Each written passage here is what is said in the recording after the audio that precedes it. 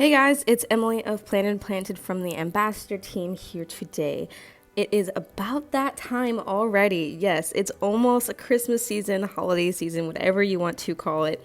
And today I am going to be showing you guys how to make these super cute and customizable acrylic ornaments using some of the Orchard Olive Acrylograph paint pens. These could also double as stocking tags, and they look super great with your own decorations on your tree, or they can also make really awesome and low-cost Christmas gifts. Here's what you need to get started. The first thing is going to be these acrylic round ornaments. I get these from Amazon. These are about 4 inches, but they do have some that are some other sizes, and they come with the holes already in the top for your ribbon. And if you check out the accompanying blog post in the description below, I do have links for some of these specific items that I'm using. You're also going to need some paper.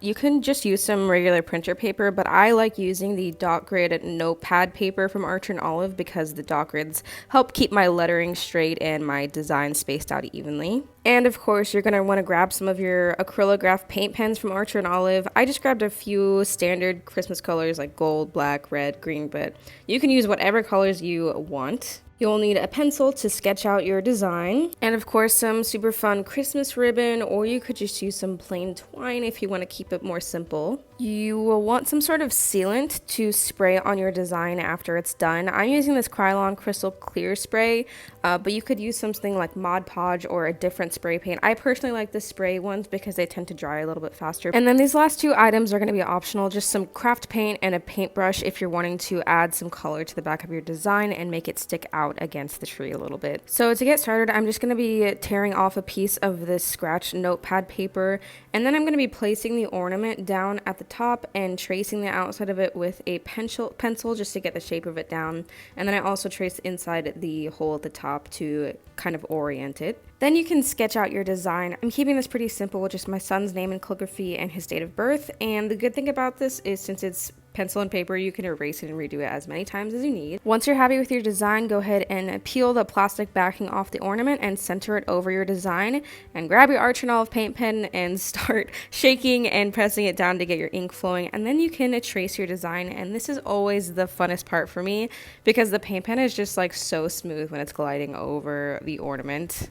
Now, if you haven't worked with paint pens before, you can see that I'm kind of doing each letter and making them thicker as I go versus writing the whole name and then going back and adding it, because once the paint starts drying, if you try to go over it after that, it's going to kind of start streaking a little bit. So I recommend to just work in smaller sections while the paint is still wet. Now I'm going in with my white fine tip acrylograph paint pen, and I'm adding some little snowflakes around the edge to kind of fill in the design and just make it a little bit more creative.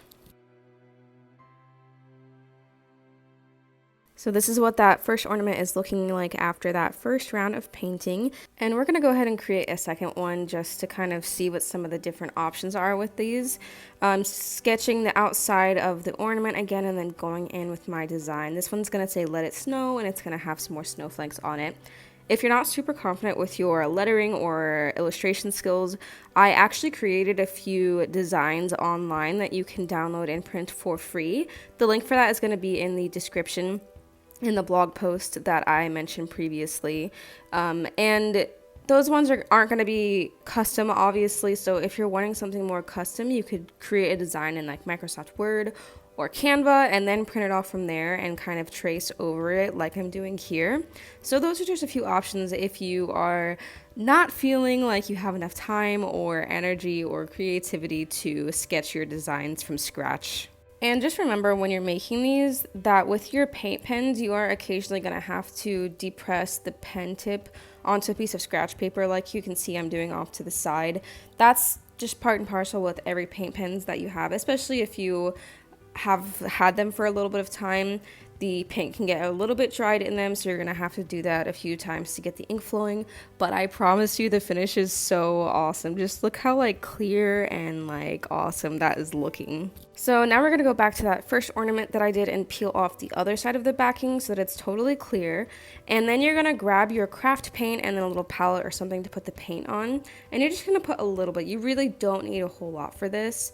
And then you take your paintbrush and you just on the back side of the design, you can use whatever color you want and just paint in some messy brush strokes. I promise that this doesn't have to like look any sort of way. It's gonna look fine no matter what you do. If your paint is a little bit opaque, you might want to do a layer or two, but I kind of like this one how it is with just that.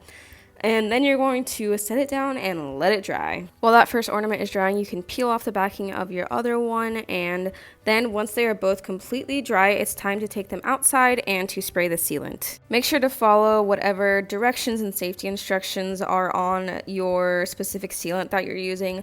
I always take mine outside for proper ventilation, and I spray them inside a cardboard box. And you're going to want to spray both sides if you ended up painting something on the back, but make sure that you let both sides dry completely before you flip it. Now that both ornaments are sealed and dried, you can take your twine and cut a piece off about 18 inches, and you're going to thread it through the top of that ornament so you can tie a bow. This might be a little bit long for some people depending on how you tie your bow, so if you need to cut off some excess afterward, that's fine. And then for this other one, I'm going to be using this super pretty red and gold ribbon to thread it through. The ribbon can be tricky to thread through sometimes, but as long as it's small enough, you should be able to do it. And then go ahead and tie that one in a bow as well. And that's it. That's all I do for these ornaments. But you can get super creative with them and try out all different kinds of things. So make sure to check the accompanying blog post in the description below if you'd like some more details and links. But otherwise, happy holidays, y'all.